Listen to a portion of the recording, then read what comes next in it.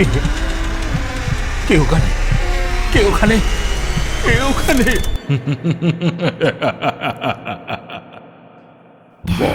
ভুতুরে, যেখানে জীবিত সব চরিত্র।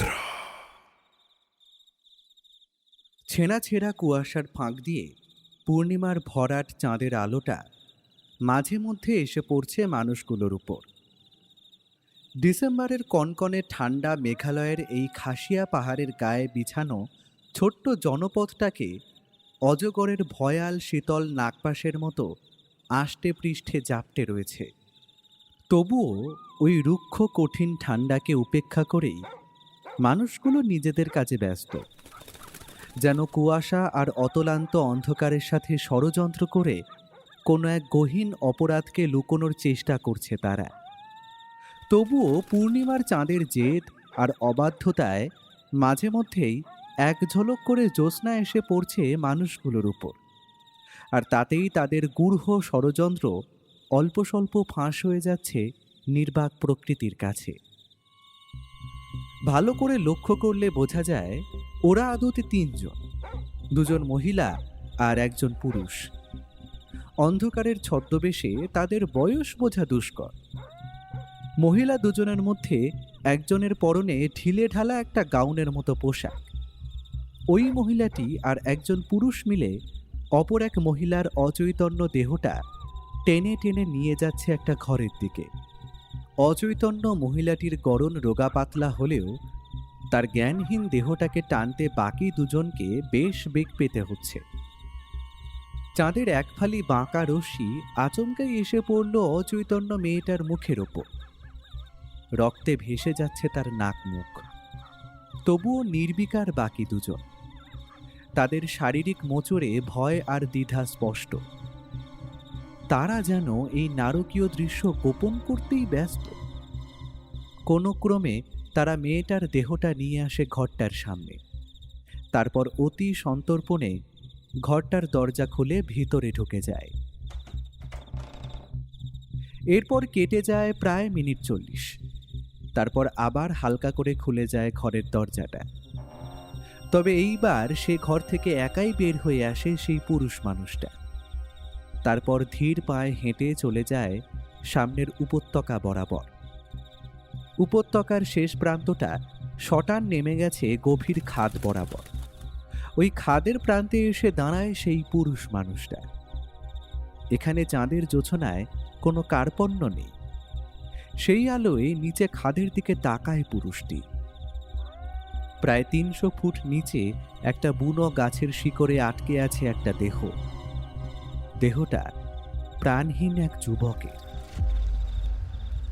উপরে দাঁড়ানো পুরুষটার চোখের সামনেই আস্তে আস্তে পাহাড়ের গা থেকে আলগা হতে হতে বিচ্ছিন্ন হয়ে যায় সেই বুনো গাছের শিকড়গুলি। যুবকের দেহের ভার সহ্য করতে অপারগ দুর্বল বুনো গাছটি যুবকটি সমেত ঝুপ করে হারিয়ে যায় অতলান্ত খাদের বুকের ভিতরে। উপরের উপত্যকায় দাঁড়ানো পুরুষটি চাপা দীর্ঘশ্বাস ছেড়ে পিছন ফিরে হাঁটতে শুরু করে। পূর্ণিমার চাঁদের উজ্জ্বলতা নির্মমভাবে প্রকট করে তুলছে মানুষটার রক্ত মাখামাখি হাত দুটোকে। কিন্তু বোবা প্রকৃতি ছাড়া সেখানে তখন আর কেউই ছিল না এই দৃশ্য প্রত্যক্ষ করার মতো।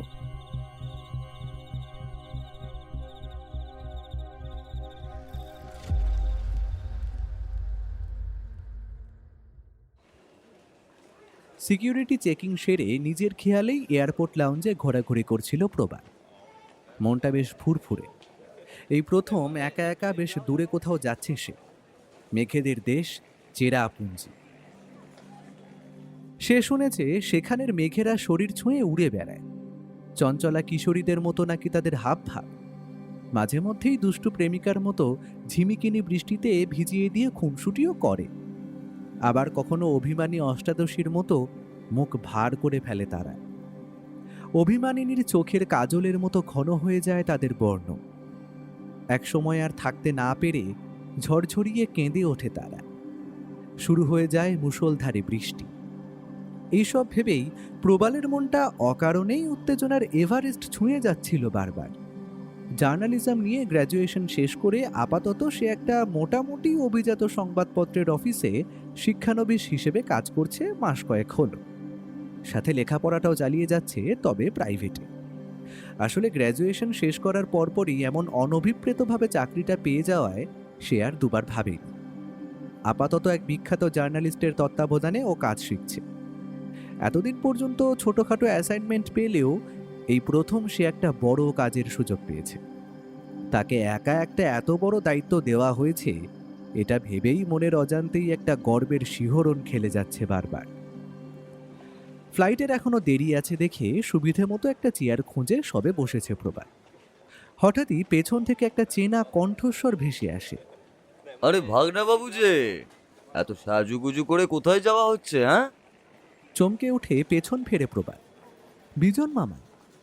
প্রবালের বিহবল ভাবটা কাটার আগেই মামা এসে জুত করে বসে পড়েন তার পাশের খালি সিটটাতে। তারপর একটা স্বস্তির শ্বাস ছেড়ে বলেন, তোমাকে এখানে দেখবো এটা একদমই আনএক্সপেক্টেড। কতগুলো দিন পরে দেখা বলো তো একবার। এটা অবশ্য বিজন মামা ঠিকই বলেছেন। তা প্রায় ৯ করে বছর ৩ পরে আবার দেখা হয়েছে মামার সাথে। এই বিজন মামা অবশ্য প্রবালের নিজের মামা নন, এমনকি আত্মীয়ও হন না। উনি হলেন প্রবালের মামার বাড়ির গ্রামের বাসিন্দা। এই বিজন মামার ব্যাপারে একটু বলে রাখা দরকার। আপাত শান্ত দেখতে বিজন মামাকে প্রথম দেখলেই যে কেউ ধরে নেবে যে মামা হয়তো কোনো প্রাইমারি স্কুলের অঙ্কের মাস্টার। ওনার সর্বদা পরিপাটি করে আঁচড়ানো চুল, চোখে রিমলেস চশমা আর পরনের ছিমছাম শার্ট প্যান্ট দেখলে একটা নির্ভেজাল গোবেচারা মানুষের প্রতিচ্ছবি ফুটে ওঠে। কিন্তু সত্যিটা হচ্ছে এর ঠিক বিপরীত। মামা আদপে একজন তান্ত্রিক। মামাবাড়ি গ্রামের অধিকাংশ মানুষ আজকের এই একবিংশ শতকে দাঁড়িয়েও নিজেদের নানাবিধ সমস্যা নিয়ে সময়ে অসময়ে হাজির হয় মামার দোরগোড়ায়। তবে মামা সেসবের কতটা সমাধান করেন তা অবশ্য প্রবালের জানা নেই, কারণ বিজন মামা তো অর্ধেক সময় গ্রামে থাকেনই না। মাসের পর মাস মানুষটা যে কোথায় গায়েব থাকেন সে প্রশ্নের উত্তর মনে হয় একমাত্র বিজন মামা নিজেই জানেন। তবুও এই মানুষটার উপর প্রবালের মামার বাড়ির গ্রামের প্রায় প্রতিটি মানুষের চরম আস্থা আর শ্রদ্ধা। কিন্তু আজ এই সময় এখানে বিজন মামাকে দেখে ঠিক ভালো লাগে না প্রবালের। অকারণেই মনটা তেতো হয়ে যায়।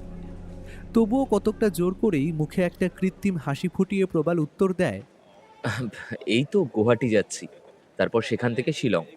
প্রবালের উত্তর শুনে মুখের হাসিটা আরো চওড়া হয় মামার। দরাজ গলায় বলে ওঠেন, আরে বাবা, বেড়াতে যাওয়া হচ্ছে ভাগনা বাবু? হ্যাঁ, তা তোমার বাকি বন্ধুরা সব কোথায়? না মামা, বেড়াতে নয়, কাজে। আমি একটা চাকরি পেয়েছি, রিপোর্টারের চাকরি। অফিস থেকে একটা কাজে আমায় আজ মেঘালয়ে পাঠানো হচ্ছে। প্রবালের উত্তর শুনে এইবার মামার হাসিটা অল্প ম্লান হয়ে আসে। সদা উজ্জ্বল দুটো চোখের তারায় আলোর অন্তলে হালকা দুশ্চিন্তা। গলার স্বরে স্পষ্ট ফুটে ওঠে উদ্বেগ। চিন্তিত গলায় মামা জিজ্ঞেস করেন, মেঘালয়ে ঠিক কোথায় যাচ্ছ তুমি? মামার এই অকারণ কৌতূহল ভিতরে ভিতরে বেশ বিরক্ত করে প্রবালকে। সে অল্প রুক্ষ গলায় বলে, চেরাপুঞ্জির কাছে একটা ছোট টাউনে আপাতত আমার অ্যাসাইনমেন্ট আছে, বর্তমানে সেখানেই যাচ্ছি।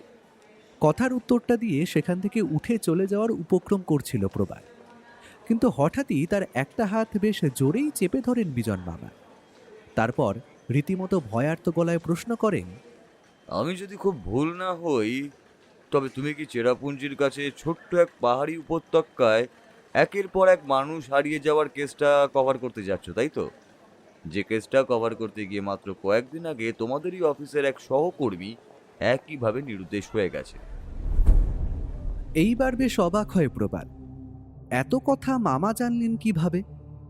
এ কথা তো সত্যি যে মেঘালয়ের এক পাহাড়ি গ্রামে হঠাৎ করেই বেশ কিছু মানুষ নিরুদ্দেশ হয়ে যাচ্ছে, আর সেই খবরটা কভার করতেই সেখানে যাচ্ছে প্রবাল। আর এই নিউজটা করতে গিয়েই একইভাবে নিরুদ্দেশ হয়ে গেছেন তারই অফিসের সিনিয়র অনির্বাণ দা। কিন্তু প্রবাল অবশ্য এই সমস্ত কথা তার বাড়িতে জানায়নি, কারণ তাতে অকারণেই দুশ্চিন্তা করবেন তার বাবা মা। অথচ প্রবাল নিজে কিছু না বললেও এই বিজন মামা যে কিভাবে সব জেনে বসে আছেন তা ঈশ্বরই জানে। কিন্তু এইবার এইসব যদি কোনোভাবে মায়ের কানে পৌঁছায় তবে তো চিত্তির। এক্ষণে কান্নাকাটি শুরু করে প্রবালের যাওয়া তো পণ্ড করবেনই, উপরন্তু এই চাকরিটাও না ছাড়তে বাধ্য করেন মা। অতএব আপাতত এই বিজন মামাকে এড়িয়ে যাওয়াটাই হবে বুদ্ধিমানের কাজ। ঠিক তখনই ভেসে আসে বোর্ডিংয়ের ঘোষণা। তড়িঘড়ি চেয়ার ছেড়ে উঠে দাঁড়ায় প্রবাল। মামার চিন্তিত মুখটাকে রীতিমতো অগ্রাহ্য করেই এগিয়ে যায় বোর্ডিং গেটের দিকে। প্লেনে উঠে জানলার পাশের সিটটায় বসতে পারার পর মনের ভিতরের তেতো ভাবটা অল্প হলেও কেটেছিল প্রবালের। ফুরফুরে মন নিয়ে তাকাচ্ছিল এদিক সেদিক। কিন্তু ঠিক তখনই প্লেনের ভিতরে বিজন মামাকে আবার দেখতে পায় প্রবাল। এ কি, মামাও একই প্লেনে? যাচ্ছেনটা কোথায়? গৌহাটি নাকি মেঘালয়? মামার সাথে আরও একবার দৃষ্টি বিনিময় এড়াতে ইচ্ছে করেই মুখের সামনে একটা ম্যাগাজিন মেলে ধরে প্রবাল। কিন্তু কেমন যেন একটা অস্বস্তি থেকেই যায় মনের কোণে।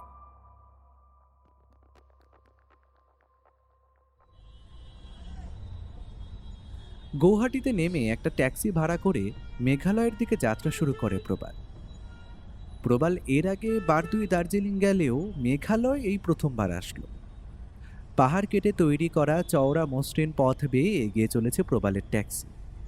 চারপাশে দৃশ্য দেখলে মনে হয় কোনো শিল্পী যেন এক বিশাল ক্যানভাস পাহাড়ের গায়ে বসিয়ে দিয়ে গেছে। মুগ্ধ হয়ে চলন্ত ট্যাক্সির জানলার বাইরে তাকিয়ে থাকে প্রবাল।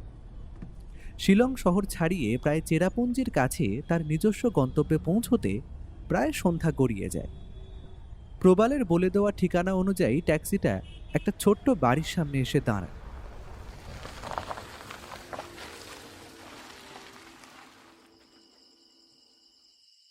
গাড়ির ভাড়া মিটিয়ে এইবার বাড়িটার দিকে ভালোভাবে তাকায় সে। পাহাড়ি রাস্তার বাঁকে ছোটখাটো একটা বাড়ি, ছিমছাম, সাধারণ, অস্বাভাবিক কিছুই নেই। তবুও বাড়িটার দিকে তাকাতেই মনে এক অদ্ভুত ভয় মেশানো অস্বস্তি দানা বাঁধতে শুরু করে। কেমন যেন এক টুকরো অন্ধকার আলগা অভিশাপের মতো জড়িয়ে আছে বাড়িটাকে। কোথাও এক বিন্দু আলোর রেশমাত্র নেই, যেন ওই বাড়ির ভেতরে আলোর অনুপ্রবেশ নিষিদ্ধ। বিহবলিতভাবে বাড়িটার সামনে দাঁড়িয়েছিল প্রবাল। সম্বিত ফিরে এক অচেনা কণ্ঠস্বরে কেউ যেন তাকে বলছে, স্যার, বলছিলাম আপনি কি প্রবাল বিশ্বাস? মানে আপনি কি কলকাতা থেকে এসেছেন? চোখ ফিরিয়ে লোকটাকে একবার দেখে প্রবাল। রোগা শুষ্ক চেহারার এক পাহাড়ি যুবক। অন্ধকারে গা মিশিয়ে দাঁড়িয়ে থাকার কারণেই হয়তো তার অবয়বটা ছায়া ছায়া দেখাচ্ছে, যেন একরাশ ঘন কুয়াশা জমাট বেঁধে তৈরি হয়েছে মানুষটার দেহ। আপনি ওই নতুন রিপোর্টার স্যার তো? ভাঙা ভাঙা হিন্দিতে আবারও প্রশ্ন করে লোকটা। এইবার নিজেকে সামলে নেয় প্রবাল। অপ্রতিভ ভাব কাটিয়ে সে জবাব দেয়, হ্যাঁ, আমি প্রবাল বিশ্বাস, কলকাতা থেকে আসছি। অফিস থেকে এই ঠিকানাটাই দেওয়া হয়েছিল আমাকে। কথার ফাঁকেই নিজের ব্যাগ হাতড়ে অফিস থেকে আনা চিঠিটা দেখানোর জন্য বের করে সে। পাহাড়ি যুবকটি অবশ্য সেসবের তোয়াক্কা করে না। আগের মতোই ভাবলেশহীন গলায় বলে ওঠে, বলছিলাম দরজার পাশে একটা পুরনো লেটার বক্স আছে, আর ওটার ভেতর থেকে চাবি নিয়ে দরজা খুলে আপনি ভেতরে চলে যান। আমি আসছি একটু পরে। কথা শেষ করেই অন্ধকারে মিলিয়ে যায় লোকটা, যেন তার কুয়াশার শরীরটা দমকা বাতাসে গুঁড়ো গুঁড়ো হয়ে মিলিয়ে গেল এক পলকেই। হঠাৎই কেমন শীত শীত করে ওঠে প্রবালের। অগত্যার দেরি না করে বাড়ির দিকে পা বাড়ায় সে। বাড়ির ভেতরটা বেশ সুন্দর। দরজা দিয়ে ঢুকেই একটা মাঝারি গোছের লিভিং রুম, তারই একপাশে কিচেন। লিভিং রুমটার অন্য পাশে একটাই ঘর, তার পাশে একটা বাথরুম। একজন মানুষের থাকার জন্য যথেষ্ট ভালো বন্দোবস্ত। অফিস থেকে এই বাড়িটা তার আগের কলিগ অনির্বাণদার জন্যই ভাড়া নেওয়া হয়েছিল, কিন্তু উনি আচমকা নিরুদ্দেশ হয়ে যাওয়ায় এখন এই বাড়িটাই হচ্ছে প্রবালের ঠিকানা। বাড়ির ভেতরে ঢুকে চারিদিকের আলো জ্বালিয়ে দেওয়ার পরপরই প্রবালের মনের সব অস্বস্তি এক নিমেষেই কেটে যায়। লাগেজগুলোকে একপাশে রেখে লিভিং রুমের সোফাটার উপরে বসে সে। এইবার পেটের ভিতর গুড়গুড় করতে থাকা খিদেটা বেশ ভালো করে বুঝতে পারে প্রবাল, কিন্তু এখন খাবেটা কি? ঠিক তখনই কিছুক্ষণ আগে দেখা সেই পাহাড়ি যুবকটার কথা মনে পড়ে তার। মানুষটা কেমন যেন অদ্ভুত, ধূমকেতুর মতোই তার উদয় হওয়া আর তেমনই মিলিয়ে যাওয়া। কলকাতার অফিস থেকে প্রবালকে বলা হয়েছিল যে এখানে নাকি তাকে সাহায্য করার জন্য 24 ঘন্টা একজন মজুদ থাকবে, অথচ এই লোকটা তো তার লাগেজগুলো পর্যন্তও তুলে দিল না। এদিকে রান্নারও কোনো ব্যবস্থা নেই। এখন এই প্রায় জনহীন প্রান্তরে এই রাত্রিবেলা সে কি ব্যবস্থা করবে?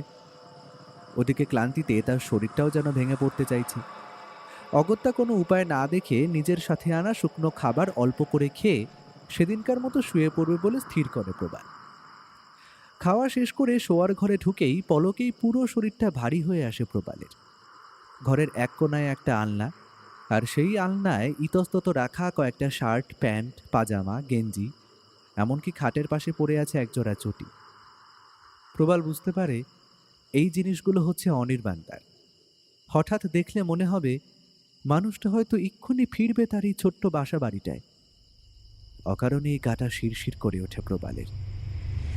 কিন্তু অনির্বাণদা তো প্রায় 1 মাস আগেই নিরুদ্দেশ হয়ে গেছেন। তবে আজও তার ব্যবহৃত জিনিসগুলো এমনভাবে পড়ে আছে কেন? এগুলো তার বাড়ির লোককে কেন ফেরত দেওয়া হয়নি? আর এখানের ওই কাজের লোকটাই বা কেমন? সে তো জানতো যে প্রবাল আজ আসবে, তবে এই জিনিসগুলো সরিয়ে রাখেনি কেন? প্রবাল মনে মনে স্থির করে কালকেই কলকাতাতে ফোন করে এই লোকটার বদলে দেওয়ার জন্য কথা বলতে হবে। মাঝরাতে আচমকাই ঘুমটা ভেঙে যায় প্রবালের। ঘুম ভাঙার পর প্রথমে সে ঘুম ভাঙার কারণটা বুঝতে পারে না, কিন্তু কয়েক মুহূর্ত পরেই টের পায় ভীষণ শীত করছে তার। অথচ তার গায়ে কম্বলটা তখনও ঠিকঠাক আছে দেখে বেশ অবাক হয়ে প্রবাল। কয়েক সেকেন্ডের মধ্যেই সে বুঝতে পারে ঠান্ডা লাগার কারণটা। বিছানার পাশে জানলাটা কিভাবে যেন খুলে গেছে, অথচ প্রবালের স্পষ্ট মনে আছে সে যখন শুতে গেছিল তখন জানলাটা দিব্যি বন্ধ ছিল। বেশ বিরক্ত হয়ে বিছানা ছেড়ে উঠে জানলাটা বন্ধ করতে যায় প্রবাল, কিন্তু পারে না। কারণ বিছানার উপর উঠে বসতেই কপালে শক্ত কিছু একটার সাথে সজোরে আঘাত পায় সে। স্পর্শেই বুঝতে পারে প্রবালের মাথার সাথে আঘাত লেগে জিনিসটা দুলে উঠেছে। কিন্তু বিছানায় একটা মানুষ বসে থাকলে কোনোভাবেই কোনো দুলন্ত জিনিসের সাথে ধাক্কা খাওয়া কার্যত অসম্ভব। কারণ সিলিং ফ্যানটার খুব স্বাভাবিকভাবেই প্রবালের মাথার থেকে বেশ অনেকটা উপরে ঝুলে থাকার কথা, রীতিমতো নাগালের বাইরে। তবে হাট করে খোলা জানলা চুইয়ে যতটুকু আলো বিছানায় এসে পড়ছে সেটাকেই সম্বল করে ঘাটটা অল্প বেঁকিয়ে সিলিংয়ের দিকে তাকায় প্রবাল। আর ঠিক তখনই অনির্বাণদাকে দেখতে পায় প্রবাল। কলকাতার অফিসে অনির্বাণদার সাথে সেইভাবে দেখা সাক্ষাৎ না হলেও আজ এই প্রায় অন্ধকার ঘরে অনির্বাণদাকে চিনতে বিন্দুমাত্র ভুল হয় না প্রবালের। সিলিং ফ্যানটা থেকে উল্টো হয়ে ঝুলে আছে অনির্বাণদা। প্রবালের সাথে ধাক্কা খাওয়ার কারণেই হয়তো অনির্বাণদার ঝুলে থাকা শরীরটা হালকা চালে দুলছে এখন। প্রবালের কপালের সাথে অনির্বাণদার মুখটা ধাক্কা খেয়েছে। ভয়ানক বিভৎস সে মুখ। অনির্বাণদার বিস্ফারিত চোখ দুটো স্থির হয়ে আছে প্রবালের ঠিক মুখের ওপর। একপাশের গালের মাংস খুবলে গিয়ে দাঁতের সারি দেখা যাচ্ছে স্পষ্ট। আর শরীরটা উল্টো হয়ে ঝুলে থাকার কারণে দাদার খোলা মুখ থেকে বের হয়ে আসা বিঘত খানেক জিভটা ঝুলে আছে ওনার কপালের মাঝ বরাবর। আর সেই জিভ থেকে গড়িয়ে পড়া ফোঁটা ফোঁটা রক্ত প্রবালের গায়ের উপর পড়ে চলেছে ক্রমাগত। প্রবালের মুখের ঠিক সামনে অনির্বাণদার ঝুলতে থাকা মুখটা ঘড়ির পেন্ডুলামের মতো দুলে চলেছে, একবার ডান দিকে একবার বাঁ দিকে। গলার কাছে শ্বাসটা আটকে যায় প্রবালের। বহু চেষ্টা করার পরেও সে কিছুতেই চিৎকার করতে পারছে না। তার সারাটা শরীর অবশ প্রায়। বিছানা থেকে নেমে পালানোর ক্ষমতাটুকুও তার হ্রাস পেয়েছে ততক্ষণে। হঠাৎ অনির্বাণদার ঝুলতে থাকা জিভটা যেন জীবন্ত হয়ে ওঠে। বিষাক্ত সাপদের মতো কিলবিল করতে করতে সেটা এগিয়ে আসতে শুরু করে প্রবালের গলা লক্ষ্য করে। জ্ঞান হারিয়ে লুটিয়ে পড়ার আগের মুহূর্তে প্রবাল নিজের গলার একপাশে একটা হিমশীতল স্যাঁতস্যাঁতে স্পর্শ স্পষ্ট টের পেয়েছিল।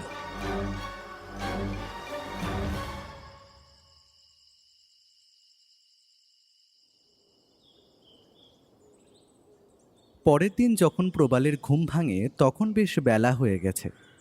আচ্ছন্ন ভাবটা পুরোপুরিভাবে কাটার সাথে সাথেই বিছানার ওপর ছিটকে উঠে বসে সে।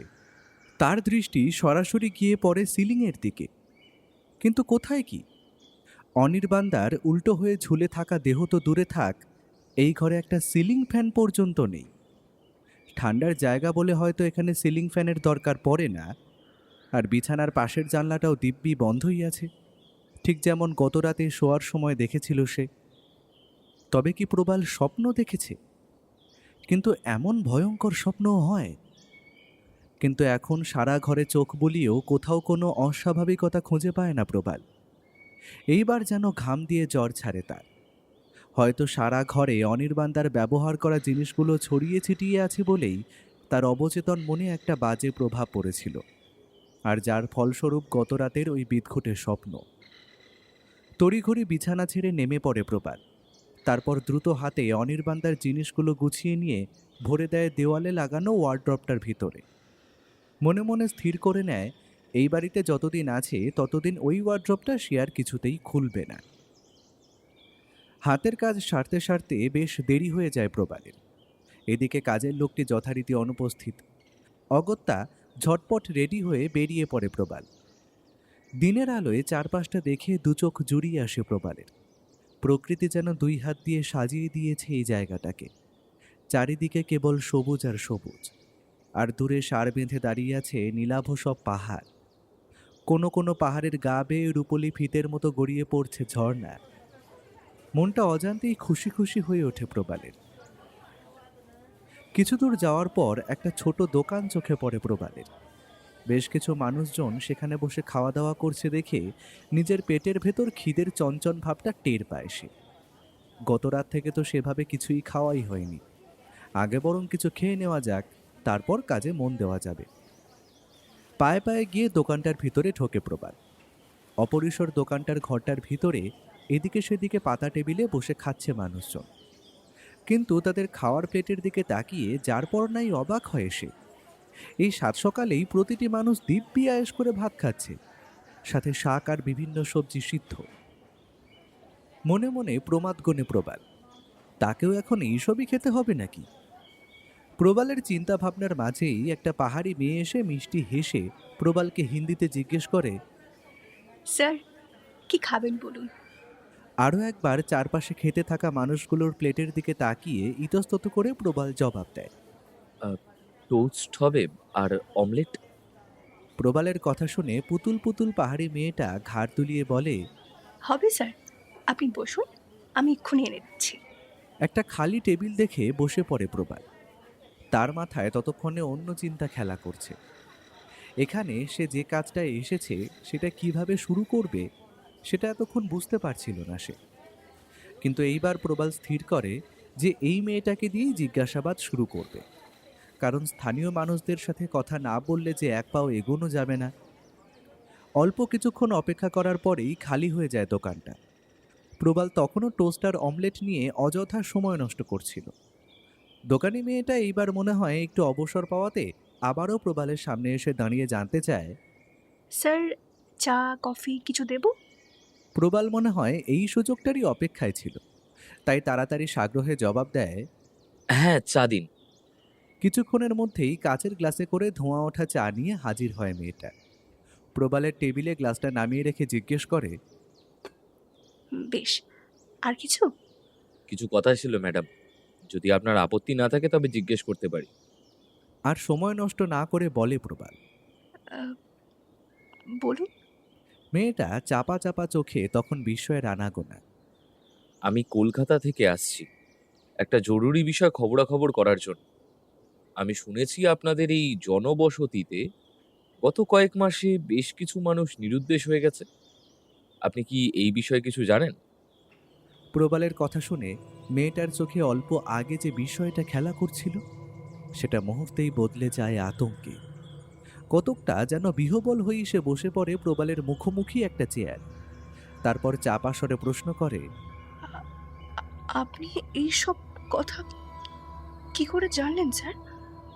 আসলে আমি একজন রিপোর্টার, এই খবরটা কভার করার জন্যই আমি এখানে এসেছি। হঠাৎই মেয়েটির সুন্দর সুন্দর পুতুল পুতুল মুখটা ঢেকে যায় গভীর কাঠিন্যের মোড়কে। কঠিন গলায় মেয়েটা বলে ওঠে, যদি বেঁচে থাকার ইচ্ছে থাকে তাহলে এই জায়গা থেকে যত তাড়াতাড়ি সম্ভব চলে যান, না হলে ওদের মতো আপনাকেও মরতে হবে। মরতে হবে? মানে নিরুদ্দেশ হয়ে যাওয়া মানুষগুলো মারা গেছে নাকি? কিন্তু আমি যতদূর জানি কোনো দেহ তো আজ পর্যন্ত পাওয়া যায়নি। মানুষ বললে হয়তো ভুল হবে স্যার। আজ পর্যন্ত এখানে যতজন নিরুদ্দেশ হয়েছে তারা প্রত্যেকেই ছিল পুরুষ। এমনকি এই আপনার মতো আরেকজন রিপোর্টার স্যার এসেছিলেন, তিনিও হারিয়ে গেছেন কিছুদিন আগে।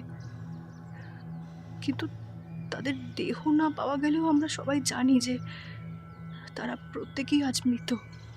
মেয়েটির কথাগুলো শুনে অবাক হয় প্রবাল, কারণ অফিস থেকে তো তাকে এমন কিছু বলা হয়নি। নিরুদ্দেশ প্রতিটি মানুষ যে কেবলমাত্র পুরুষ সে কথা প্রবল জানতই না। স্যার, আপনার যদি হয়ে গিয়ে থাকে তাহলে বিলটা মিটিয়ে দেবেন। কেজো গলায় কথাগুলো বলে চেয়ার ছেড়ে উঠে দাঁড়ায় মেয়েটা। এখানে আর সুবিধে হবে না বুঝতে পেরে প্রবাল উঠে পড়ে। তারপর বিল মিটিয়ে দোকানটার বাইরে এসে দাঁড়ায়। আবারও পাহাড়ি পথ বেয়ে হাঁটতে শুরু করে প্রবাল।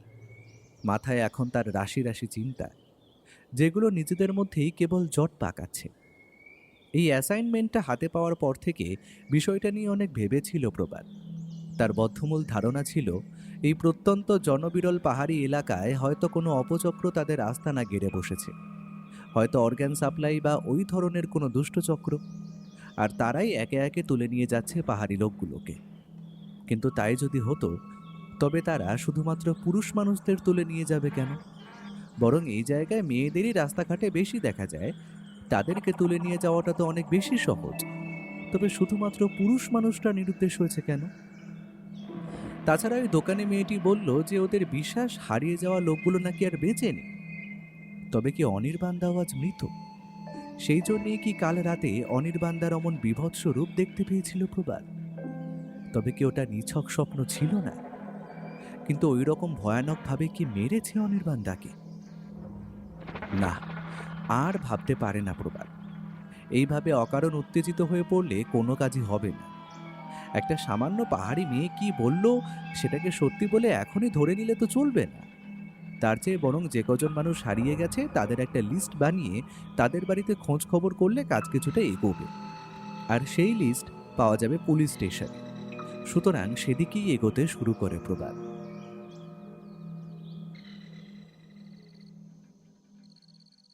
সেই দিনের মতো কাজ মিটিয়ে বাড়ি ফিরতে ফিরতে প্রায় সন্ধ্যা হয়ে যায় প্রবালের। পুলিশ স্টেশনে গিয়ে বিশেষ সুবিধে করতে পারেনি সে। বহু তোষামত তদ্বির এবং বেশ অনেকগুলো ঘন্টা নষ্ট করবার পরে নিরুদ্দেশ মানুষগুলোর একটা লিস্ট কেবল জোগাড় করতে পেরেছে প্রবাল। ভেবে রেখেছে আগামীকাল থেকে এক এক করে হারিয়ে যাওয়া মানুষগুলোর বাড়িতে ঢুঁ মারা শুরু করবে। অন্ধকারে ডুবে থাকা বাড়িটার সামনে গিয়ে আজও একবার থমকায় প্রবাল। এক নজর দেখলেই মনে হয় বাড়িটা যেন ইট কাঠ সিমেন্ট নয়, তার বদলে রাশি রাশি জমাট অন্ধকার দিয়ে তৈরি করা হয়েছে।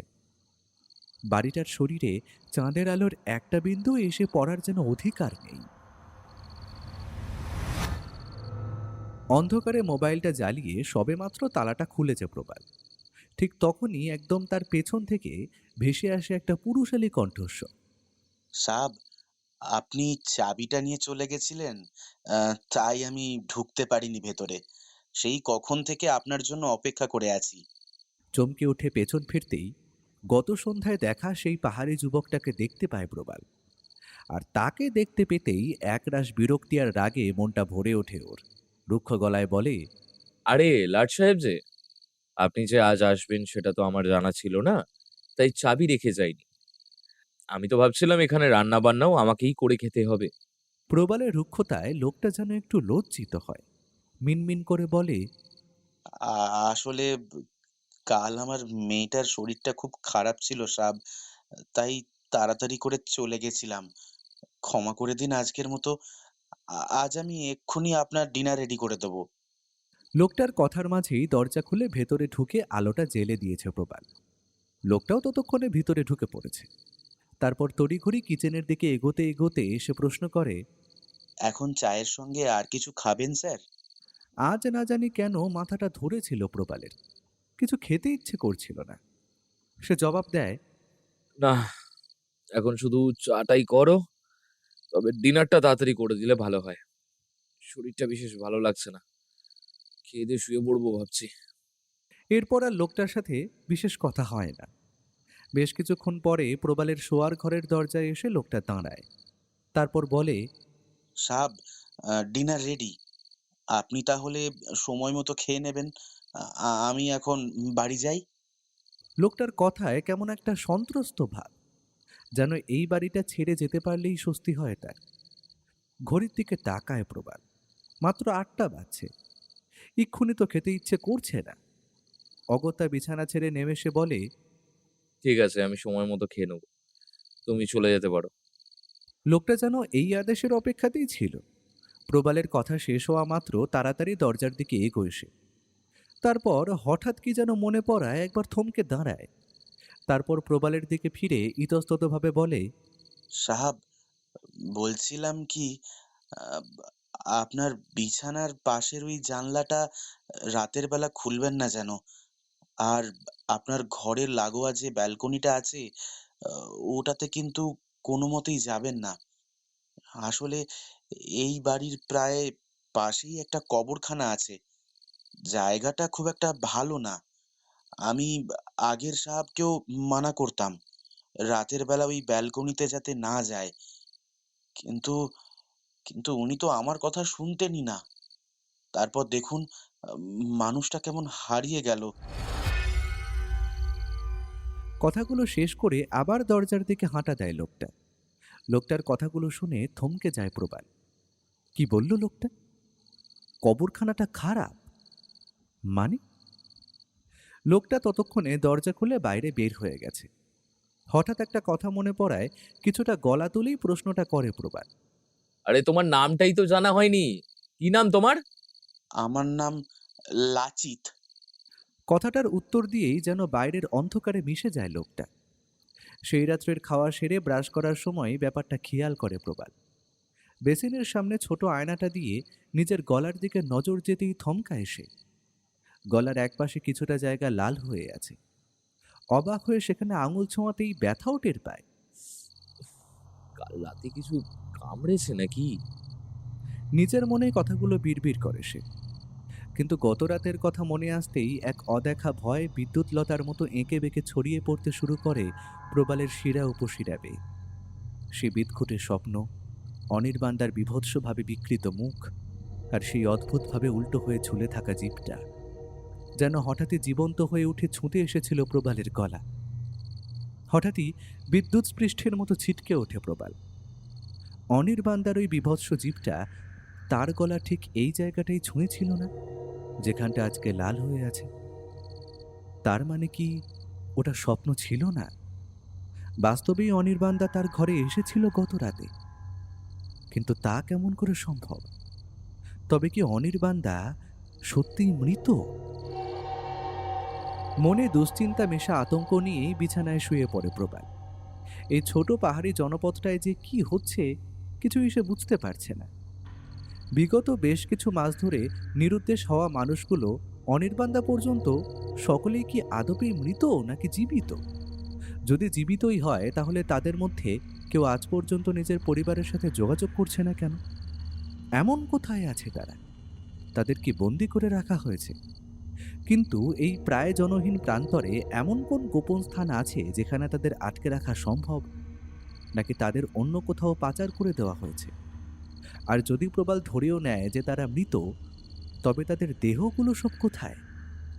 7-5 ভাবনার মাঝেই কখন যেন ঘুমিয়ে পড়েছিল প্রবাল।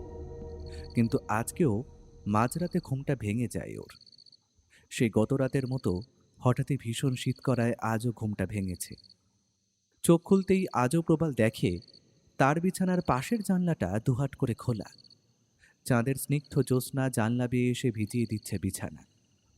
ভয়ে ভয়ে একবার সিলিংয়ের দিকে তাকায় প্রবাল। না, আজ আর অনির্বাণদাকে দেখতে পায় না সে। হাঁপ ছেড়ে বিছানার উপরে উঠে বসে মোবাইলটা হাতে নিয়ে সময়টা একবার দেখে নেয়। রাত 2:32। হঠাৎই খোলা জানলাটা দিয়ে এক ঝলক ঠান্ডা বাতাস এসে কাঁপিয়ে দেয় প্রবালকে। তাড়াতাড়ি হাত বাড়িয়ে জানলাটা বন্ধ করতে গিয়ে বাইরের দিকে চোখ যায় তার। চাঁদের নির্মল জ্যোৎস্নায় ভেসে যাচ্ছে চরাচর। বাইরের প্রকৃতি ছবির মতো সুন্দর, যেন কোনো প্রতিভাবান শিল্পীর শ্রেষ্ঠ শিল্পটিকে তুলে সেখানে বসিয়ে দিয়ে গেছে কেউ। নিজেকে আর ধরে রাখতে পারে না প্রবাল। বিছানা ছেড়ে নেমে পায়ে পায়ে এসে দাঁড়ায় ঘর লাগোয়া ব্যালকনিটায়। এই বাড়িতে এসে পর্যন্ত এই ব্যালকনিতে কখনো আসেনি প্রবাল, আজই প্রথম। ব্যালকনিটার একেবারে নিচ থেকে জমিটা ঢালু হয়ে নেমে গেছে কিছুটা, তারপর এক সমান্তরাল ঘাস জমি, অনেকটা মাঠের মতো। তবে ওটা কোনো সাধারণ মাঠ নয়, কারণ জমিটার বিভিন্ন জায়গায় জলজল করছে প্রায় 10-12টা সমাধি বেদি। সমাধির উপর লাগানো সিমেন্টের ক্রসগুলো চাঁদের আলো মেখে চকচক করছে। মাঠটার এক কোণায় একটা ছোট ঘর মতো আছে, কিন্তু সমাধিক্ষেত্রের মাঝে ওই ঘরটা কেন তৈরি করা হয়েছে তা ঠিক বুঝতে পারে না প্রবাল। আনমনা হয়ে সেই দিকে তাকিয়েছিল প্রবাল। হঠাৎই গুনগুন করে ভেসে আসা গানের সুরে সম্বিত ফেরে তার। খেয়াল করে দেখে একটা মেয়ে এই মাঝরাতে ঘুরে বেড়াচ্ছে ওই সমাধিক্ষেত্রের ভেতর দিয়ে। ছোটখাটো মেয়েটার পরনে দুধ সাদা পোশাক, লম্বা চুল প্রায় কোমর পর্যন্ত লুটিয়ে আছে। হঠাৎ দেখলে মনে হবে চাঁদের জ্যোৎস্না মেখে হেঁটে চলেছে স্বর্গের কোনো পুরী। মুগ্ধ হয়ে মেয়েটির দিকে তাকিয়ে থাকে প্রবাল। মেয়েটিও মনে হয় এইবার খেয়াল করেছে প্রবালকে। ধীর পায়ে প্রবালের ব্যালকনির দিকে কিছুটা এগিয়ে আসে মেয়েটা। তারপর সামান্য গলা তুলে পরিষ্কার ইংরেজিতে প্রশ্ন করে, আপনি বুঝি এই বাড়িতে নতুন এসেছেন? মেয়েটির এমন সংকোচহীন সাবলীল আচরণে বেশ অবাক হয় প্রবাল। সে অপ্রতিভভাবে হাসে অল্প, তারপরে জবাব দেয়, হ্যাঁ, গতকালই আমি এসছি। প্রবালের কথার মাঝেই মেয়েটি আরও কিছুটা এগিয়ে এসেছে ব্যালকনির দিকে। চাঁদের ঝকঝকে আলোয় মেয়েটাকে এইবার পরিষ্কারভাবে দেখতে পাচ্ছে প্রবাল। পাহাড়ি মেয়েটা যেন একটা মোমের পুতুল, এক কথায় অপরূপা। মেয়েটি এইবার সরাসরি প্রবালের দিকে তাকিয়ে মিষ্টি করে হাসে। মুগ্ধ হয়ে তাকিয়ে থাকে প্রবাল। তার মনে হয় মুক্ত ঝরানো হাসি বোধহয় একেই বলে। মেয়েটি আবার প্রশ্ন করে, ঘুম আসছে না বুঝি আপনার? প্রবাল যে এতক্ষণ ঘুমিয়েই ছিল সে কথা বেমালুম চেপে গিয়ে জবাব দেয়, না, কিছুতেই ঘুম আসছে না, বেশ বিরক্তই লাগছে। ও, আপনারও দেখি আমার মতো একই সমস্যা। জানেন, রাতের বেলায় না আমার একেবারে ঘুম আসে না। চুপচাপ শুয়ে থাকতেও অসহ্য লাগে। তাই তো আমি রাতের বেলা চুপি চুপি এইখানে আসি। খুব ভালো লাগে জানেন। আসলে রাতের প্রকৃতি ভীষণভাবে টানে আমায়। ওই যে ওই যে দেখুন না, দূরের পাহাড়গুলো চাঁদের আলো মেখে কেমন সুন্দর দেখাচ্ছে, যেন পরীর দল। শিশুর মতো উচ্ছ্বাসিত হয়ে কথাগুলো বলে মেয়েটি। প্রবালও যথারীতি ব্যালকনি থেকে ঘাড় ঘুরিয়ে দূরের পাহাড়গুলো দেখার চেষ্টা করে, কিন্তু ভালোভাবে তা দেখতে পায় না। প্রবালের কাণ্ড দেখে এইবার খিলখিল করে হেসে ওঠে মেয়েটি। তারপর হাতের ইশারা করে নিজের কাছে প্রবালকে ডেকে বলে, এইখানে এসে দেখতে হবে মশাই। মনে মনে যেন এইটাই চাইছিল প্রবাল, একটু কাছে যেতে, একটু ছোঁতে। মেয়েটার ওই সামান্য আহ্বানে বাদ ভাঙা প্লাবনের মতো ভেসে যায় সে। তড়িৎ বেগে ব্যালকনির রেলিং টপকে তাড়াতাড়ি করে সে গিয়ে দাঁড়ায় মেয়েটির পাশে। মেয়েটিও মনে মনে বেশ খুশি হয়েছে, সেটা বোঝা যায় ওর উচ্ছ্বাসিত হাসি দেখে। খুব আগ্রহের সাথে পদ্মকলির মতো একটা হাত তুলে সে ইশারা করে দূর ষাঁড় বেঁধে দাঁড়িয়ে থাকা পাহাড়গুলোর দিকে। প্রবাল অবশ্য পাহাড় নয়, দেখছিল ওই পাহাড়ি ললনাকে ভীষণ কাছ থেকে। ফুট পাঁচেকের একটা মেয়ে যে এতটা নিখুঁত সুন্দরী হতে পারে তা এই মেয়েটিকে না দেখলে প্রবাল জানতেই পারত না। মেদহীন অথচ ভরাট শরীরে মেয়েটি মোহময়ী। ছোট্ট গোলগাল মুখটায় সরলতার সাথে মিশে আছে যেন এক আদিম রহস্য, যে রহস্যের অনুসন্ধান করতে গিয়ে যুগ যুগ ধরে দিশাহীন হয় পুরুষটা। অল্প স্ফীত ঠোঁট যুগলে যেন সাজানো আছে সীমাহীন আকুলতা। নিজের ভেতর এক অচেনা উচাটন টের পায় প্রবাল। মেয়েটির কিন্তু সেই সব দিকে খেয়াল নেই। হালকা পায়ে হেঁটে সে গিয়ে বসে একটা সমাধি বেদির উপরে। তারপর চোখের ইঙ্গিতে প্রবালকেও বসতে বলে। অন্য সময় হলে হয়তো প্রবাল কারো সমাধিতে বসার আগে অন্তত 2 বার ভাবত, কিন্তু এখন তার ওইসব ভাবার মতো সময় বা ইচ্ছে কোনোটাই নেই। সুতরাং প্রবালও বসে পড়ে মেয়েটির ঠিক পাশটিতে। মেয়েটা এইবার পূর্ণ দৃষ্টিতে তাকায় প্রবালের দিকে, যেন গভীরভাবে জরিপ করছে প্রবালকে। মেয়েটির অমন প্রখর উজ্জ্বল দৃষ্টির সামনে বসে থাকতে একটু অস্বস্তি হলেও চুপচাপ বসে থাকে সে। বেশ কিছুক্ষণ সেইভাবে প্রবালের দিকে তাকিয়ে থাকার পরে মেয়েটির মোহময় দুই ঠোঁটের মাঝে ঝিলিক দিয়ে ওঠে এক রহস্যময় হাসি। সেই হাসিটাকেই আরো চওড়া করে মেয়েটা এবার নিজের ডান হাতখানা প্রবালের দিকে বাড়িয়ে দিয়ে বলে, আমি সিনথিয়া। তুমি? আমি প্রবাল। মেয়েটির হাতটা হালকাভাবে ছোঁয়ে প্রবাল। নিজের বুকের ভিতর ধুকপুকানিটা ভালোই টের পাচ্ছে সে। তার সারা শরীর জুড়ে তখন এক অব্যক্ত কাঁপুনি। সেটা অবশ্য মাঝে মধ্যে দূরের পাহাড়গুলো থেকে ভেসে আসা হিমেল বাতাসের চক্রান্ত হতে পারে। তুমি এখানে একাই এসেছো? প্রশ্ন করে সিনথিয়া। হ্যাঁ। ভালো। ছোট্ট জবাব দেয় সিনথিয়া। তারপর কিছুটা দূরে রাস্তায় ধারের একটা বাড়ি দেখিয়ে বলে, ওইটা আমাদের বাড়ি, আর এই সমাধি ক্ষেত্রটাও আমাদের পারিবারিক সম্পত্তি। এখানে কেবল আমাদের পরিবারের মানুষটাই ঘুমিয়ে আছেন। এই যে এখন আমরা যেটার উপর বসে আছি, সেটা আমার বাবার সমাধি। খুবই স্বাভাবিক গলায় কথাগুলো বলে সিনথিয়া। কিন্তু ব্যাপারটা বেশ অদ্ভুত লাগে প্রবালের। নিজের বাবার সমাধির উপর এমন আয়েশ করে কেউ বসতে পারে? কিন্তু তখন কোনো খটকাই বিশেষ দানা বাঁধতে পারছে না প্রবালের মনে। কারণ এক অদেখা আবেশে তখন সে প্রায় বিহ্বল। মিহিস্বরে সিনথিয়া আবার বলে, জানো, আমার কোনো বন্ধু নেই। আমাকে কারো সাথে মিশতে দেওয়া হয় না, একা রেখে দেওয়া হয়। এই, তুমি আমার বন্ধু হবে? নিশ্চয়ই। ছোট্ট করে জবাব দেয় প্রবাল। সিনথিয়া ততক্ষণে প্রবালের একটা হাত নিজের দুহাতের মধ্যে জড়িয়ে নিয়েছে। মিষ্টি হাসি খেলে যাচ্ছে তার দুটো পিলপ ঠোঁটে। কথা দিলে কিন্তু এইবার থেকে রোজ রাতে এসে তুমি এইখানে আমার সাথে দেখা করবে। আসবে তো? কি যেন এক আকুলতা আছড়ে পড়ছে সিনথিয়ার স্বরে। আবিষ্ট হয়ে পড়ছে প্রবাল। সিনথিয়ার কোমল মুখ, ভরাট শরীর, নরম দুটো হাত যেন আচ্ছন্ন করে তুলছে প্রবালের দেহ মন। ওদিকে অনেক কিছুই বলে চলেছে সিনথিয়া। প্রবাল কিছু শুনছে, আবার কিছু শুনছে না। সিনথিয়ার শরীর থেকে ভেসে আসা এক অদ্ভুত সুন্দর বুনো বুনো গন্ধে মাথাটা অল্প ঝিমঝিম করছে প্রবালের। চূড়ান্ত আবেশে তার কেমন যেন ঘুম এসে যাচ্ছে। চেষ্টা করেও আর চোখ দুটো খোলা রাখতে পারে না প্রবাল।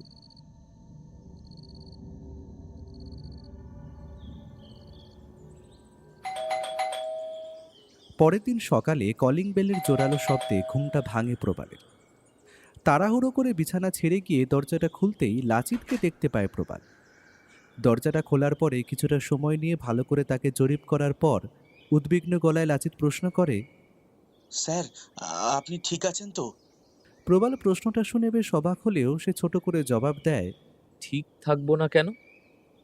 না মানে, আপনার মুখটা কেমন কালচে লাগছে, চোখটাও কেমন যেন মনে হচ্ছে। আপনি সত্যি করে বলুন না, আপনি ঠিক আছেন তো? মানে খুব চিন্তা হচ্ছিল, তাই আর কি জিজ্ঞেস করলাম। কথা বলতে বলতে কিচেনের দিকেই এগোচ্ছিল। হঠাৎই থমকে দাঁড়িয়ে পড়ে প্রবালের পাশটাতে। তারপর দুই একবার বড় বড় করে শ্বাস টেনে সে সন্দিহান গলায় বলে, স্যার, রাতের বেলায় আপনি ওই পেছনের দিকের বারান্দাটায় যাননি তো? লাচিতের কথা শুনেই মনে যেন এক বিদ্যুৎ তরঙ্গ খেলে যায় প্রবালের। তাই তো, সে গত রাতে তার ঘরের পাশের ওই কবরখানায় গেছিল, বসেছিল সিনথিয়ার পাশে। কিন্তু ওইখান থেকে সে তার শোয়ার ঘরে ফিরল কিভাবে? তার তো সিনথিয়ার পাশে বসে বসে ভীষণ ঘুম পাচ্ছিল। তবে কি সে ওইখানেই ঘুমিয়ে পড়েছিল? কিন্তু তাই যদি হবে তবে নিজের ঘরে ফিরল কেমন করে? দেখ, সব যেন কেমন তালগোল পাকিয়ে যাচ্ছে তার। বেসিনের সামনে আনমনা হয়ে দাঁড়িয়ে দাঁতে ব্রাশ ঘষছিল প্রবাল। হঠাৎই নজর পড়ে গলার সেই ক্ষত চিহ্নটার দিকে। আরও যেন একটু বড় হয়েছে লাল গোলাকার দাগটা। হালকা করে হাত ছোঁয়াতেই টের পায়ে অসহ্য ব্যথাটা। অবশ্য বিষয়টাতে বিশেষ আমল দেয় না প্রবাল। তার মন জুড়ে তখন কেবলই সিনথিয়ার চিন্তা। অদ্ভুত এক ভালো লাগার মধ্যে ডুবে আছে মনটা। বিছানায় শুয়ে শুয়ে সিনথিয়াকে নিয়ে আকাশ পাতাল ভাবছিল প্রবাল। সম্বিত ফিরে লাচিতের গলার স্বরে, স্যার, আপনি আজকে কাজে যাবেন না? সত্যিই তো, প্রবাল যে এখানে একটা কাজে এসেছে সেই কথাটা তো তার এতক্ষণ মাথাতেই ছিল না। তাড়াতাড়ি নিজের হতভম্ব ভাবটা সামলে প্রবাল উত্তর দেয়, যাব, তবে একটু পরে। আরো পরে? স্যার, বেলা তো প্রায় 12টা বাজতে চললো। এই লোকটা বড় বেশি প্রশ্ন করে। মনে মনে বিরক্ত হয় প্রবাল। রুক্ষ গলায় বলে, তোমার কাজ মিটে গেলে তুমি চলে যাও, এত কথা বলার কি আছে? কারণ আছে স্যার। আপনার আগে যে স্যার ছিলেন তিনিও আপনার মতো ব্যবহার করতেন। দু একদিন পর থেকেই তিনিও আর কাজকর্ম করতেন না, কেবল ওই বারান্দায় গিয়ে দাঁড়িয়ে পাশের কবরখানাটার দিকে তাকিয়ে থাকতেন। আর ওনার শরীর থেকে একটা বুনো গন্ধ ভেসে আসতো, যেমনটা যেমনটা আজ আপনার শরীর থেকে ভেসে আসছে স্যার। এরপর একদিন উনি হুট করে হারিয়ে যান। কি বলবো স্যার, চিন্তা হয়, খুব চিন্তা হয় স্যার। আপনি আপনি দয়া করে সাবধানে থাকুন, আর ওইদিকে একদম যাবেন না। বেশ চিন্তান্বিত গলায় কথাগুলো বলে ঘর থেকে বের হয়ে যায় লাচিত। লাচিতের কথার মাঝেই প্রবালের মোবাইলটা বাজতে শুরু করেছে। অফিস থেকে কল। ফোনটা তুলে কানে লাগাতেই ওপাশ থেকে বসের চোখা চোখা বাক্যবাণ ভেসে আসতে শুরু করে। কাজকর্মে যে প্রবালের বিন্দুমাত্র আগ্রহ নেই, তাকে দিয়ে যে কিছুই হবে না, তাকে এত বড় কাজ দিয়ে পাঠানোটা যে বসের জীবনের সবচেয়ে বড় ভুল, ইত্যাদি প্রভৃতি বিষয়ে জ্ঞানগর্ভ বক্তৃতা শোনার পর আর ঘরে বসে থাকতে পারে না প্রবাল।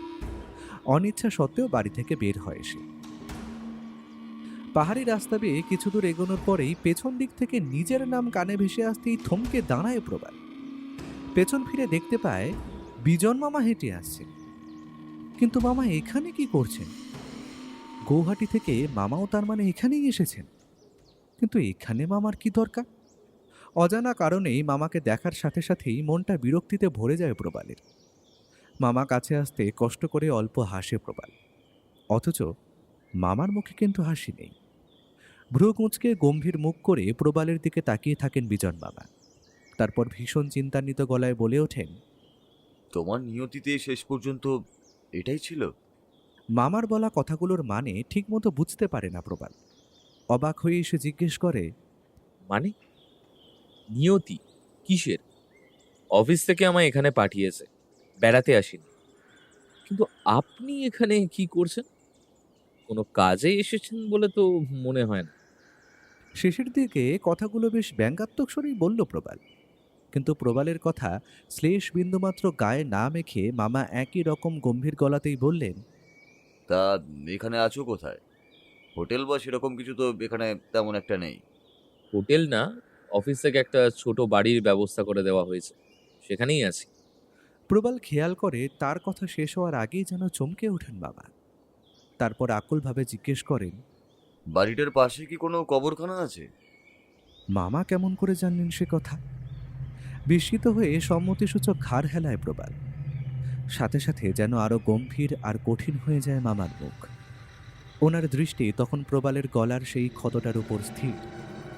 সেদিক থেকে চোখ না সরিয়েই চাপা অথচ কঠোর গলায় মামা বলেন, আমি জানি তোমাকে, আর কিছু বলেও লাভ নেই। ক্ষতি তোমার শুরু হয়েই গেছে। তবুও একটা অনুরোধ, আজ রাতে কোনোভাবেই ঘরের বাইরে বের না হওয়ার চেষ্টা করবে। কিন্তু তুমি আদৌ আমার কথা কানে তুলবে কিনা সেটা আমিও জানি না। তবে এটুকু বলতে পারি যে আজ রাতে তোমার সমূহ বিপদের সম্ভাবনা। কথা শেষ করে হনহন করে হেঁটে রাস্তার বাঁকে মিলিয়ে যান বিজন মামা। মামা চোখের আড়াল হয়ে যাওয়ার বেশ কিছুক্ষণ পর পর্যন্ত প্রবাল সেইখানেই হতভম্ব হয়ে দাঁড়িয়ে থাকে। বলিটা কি গেল লোকটা? তার আবার কিসের বিপদ? অদ্ভুত তো। আর কোথাও যেতে ইচ্ছে করে না প্রবালের। বাড়ি ফিরে গিয়ে চুপচাপ শুয়ে পড়ে বিছানায়। কেমন যেন ঘুম ঘুম পাচ্ছে তার। চোখ দুটো বন্ধ করতেই প্রবালের দু চোখের পাতায় জুড়ে ভেসে ওঠে সিনথিয়ার নরম মুখটা। ওর মিষ্টি হাসি যেন বারবার ছুঁয়ে যাচ্ছে প্রবালের বুকের বাঁ দিকটায়। বুঝতে পারে প্রবাল, প্রথম দেখাতেই মেয়েটাকে ভালোবেসে ফেলেছে সে। মনে হয় অল্প তন্দ্রা এসে গেছিল প্রবালের, কিন্তু চোখ দুটো খুলতেই ভীষণ অবাক হয় সে। ঘড়ির কাঁটা জানান দিচ্ছে সময় তখন বিকেল 5টা 23। তবে কি না খাওয়া দাওয়া করেই দুপুরে ঘুমিয়ে পড়েছিল সে? আলস্য কাটিয়ে বিছানা ছেড়ে নেমে দাঁড়ায় প্রবাল।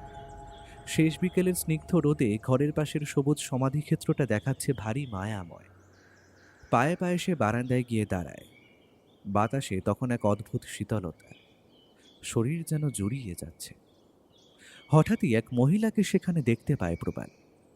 মহিলা বেশ বয়স্ক, পরনে একটা ঢিলেঢালা গাউন, হাতে বিরাট এক কন্টেইনার। কন্টেইনারটা মনে হয় বেশ ভারী, কারণ সেটাকে টেনে নিয়ে যেতে মহিলাটিকে যে বিশেষ বেগ পেতে হচ্ছে তা ওনার একদিকে হেলে যাওয়া চেহারা দেখলেই আন্দাজ করা যায়। কিন্তু এই মহিলাটিকে সিনথিয়ার কোনো আত্মীয়া, মা নাকি? সিনথিয়ার কথাটা মনে আসতেই বেশ উত্তেজিত হয়ে পড়ে সে। কতকটা উপযাচক হয়েই গলা তুলে প্রশ্ন করে, ম্যাডাম, আমি কি আপনাকে সাহায্য করতে পারি? প্রবালের কথা শুনে থমকে দাঁড়িয়ে যান মহিলা। তার মুখের প্রতিটা রেখা থেকে কাঠিন্য ঝরে পড়ছে। কোনো দরকার নেই। আর তুমি এই বারান্দায় দাঁড়িয়ে কি করছো? এখানে দাঁড়ানো যে আমি পছন্দ করি না সে কথা তোমাকে লাচিং বলেনি? এই বাড়িটাও আমার, এখানে আমার নিয়ম মেনে চলতে তুমি বাধ্য।